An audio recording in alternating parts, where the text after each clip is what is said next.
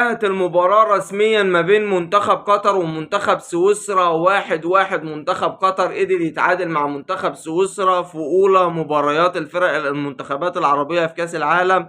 منتخب قطر سجل هدف التعادل في آخر دقيقة من الوقت الضايع، الحمد لله نتيجة إيجابية. لكن خليني اقول لك يا صديقي، احنا هنفضل في كاس العالم لحد امتى ننام؟ هنفضل لحد امتى عنوان كاس العالم لحد دلوقتي التنويم المغناطيسي؟ انت لو عندك ارق او لو مش جايلك نوم مش عارف تنام، افتح ماتش في كاس العالم اتفرج عليه. وعد مني هتنام لي تاني يوم، هتنام 24 ساعة متواصلة. فين كاس العالم؟ فين اجواء كاس العالم؟ فين متعة كاس العالم؟ كاس العالم اللي الواحد بيقعد يستناه كل 4 سنين علشان يستمتع بكل مباصية من رجل لاعب للاعب تاني. دلوقتي انت قاعد مش طايق نفسك، مش طايق حياتك، مش طايق اي حد حوالين منك. قاعد نايم، ما انتش شايف كورة اصلا، مفيش كورة بتتلعب، مفيش منتخب بيلعب. انت بعد دقيقتين انت بتفتح الماتش عشان تتفرج على فرقتين، بعد دقيقتين بتلاقي نفسك اصلا ما انتش عارف انت بتتفرج على ايه، ولا ده ماتش ايه، ولا مين اللي بيلعب، ما انتش فاهم حاجة.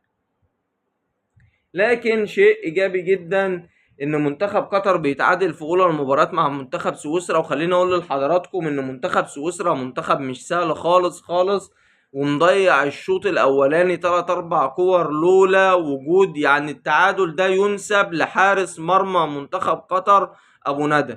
الحارس ده ما شاء الله عليه، شال يا جدعان كتير يا جدعان، والله العظيم شال اجوان. ومنتخب سويسرا جايب الجون من ضربة جزاء، هي في الاصل اصلا تسلل.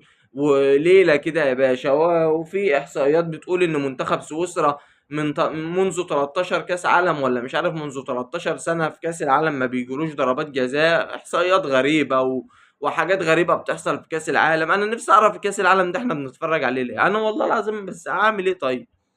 اعمل ايه يا جدعان؟ كاس العالم ده بنستناه انتوا لك.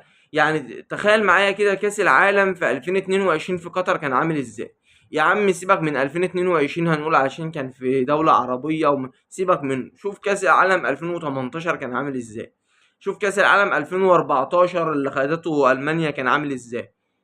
يعني شوف يا اسطى، شوف المنتخبات واللعب والتيكي تاكا وحاجات يا جدعان. يا جدعان والله العظيم الواحد محصور على كاس العالم، اقسم بالله ده كاس عالم. فرقة تصحى وما تلاقيش الكور وما تلاقيش المعدات بتاعتها. بيحذروا من الافاعي ومش عارف من ايه. اطلاق حوالين معسكر مش عارف منتخب البرتغال ولا منتخب ايه.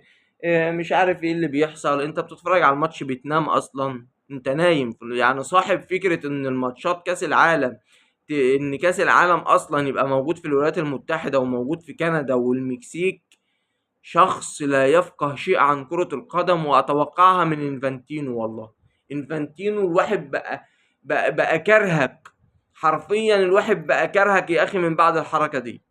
ليه تخلي كأس العالم هناك يا أخي؟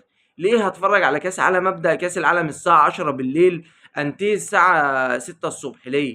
ليه عشان اتفرج على منتخب بلدي اصحى لحد الساعة 4 الصبح؟ يعني ماتش مصر اللي جاي مع بلجيكا الساعة 10 بالليل، تمام اركنه على جنب. ماتش نيوزيلندا الساعة 4 الفجر، الساعة 4 الفجر. ماتش ايران الساعة 6 الصبح، 6 صباحا. طب ليه؟ ليه انا ليه عشان اتفرج على منتخب بلدي في كاس العالم افضل صاحي لحد ما هو ما تقوليش بقى طب ما تنام واظبط التليفون وهيصحيك على الساعه مش عارف ايه. انا اصلا هكون صاحي مش فايق، وغير كده اصلا انا بتفرج على الماتش وانا نايم يا باشا. ماتشات كاس العالم كلها، يعني مين اكبر ماتش حصل فيه نتيجه؟ الولايات المتحده وباراجواي 4-1. الواحد قال لي واحد صاحبي كان بيتفرج عليه، انا ما اتفرجتش عليه بكل امانه، ما اتفرجتش عليه. ليا واحد صاحبي والله كان بيتفرج عليه، قال لي نوم غير طبيعي. نوم، جبت الملخص ما فيش يا باشا نوم، حتى الاجوان نوم يا ريس.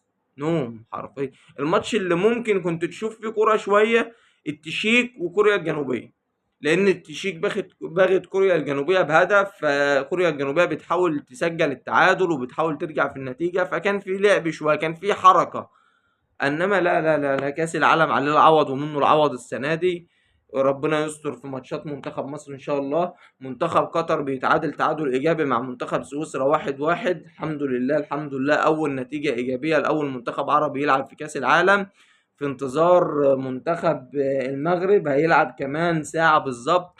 منتخب المغرب هيلعب مع منتخب البرازيل، بالتوفيق ان شاء الله. وفي انتظار منتخب مصر وباقي المنتخبات باذن الله تعملوا ماتشات كويسة. ولو وصلت لحد هنا يا صاحبي، شكرا لوجودك ودعمك. اوعى تنسى اللايك، واوعى تنسى الدعوة الجميلة للمنتخبات العربية ان شاء الله والوحدة العربية في كأس العالم. سلام.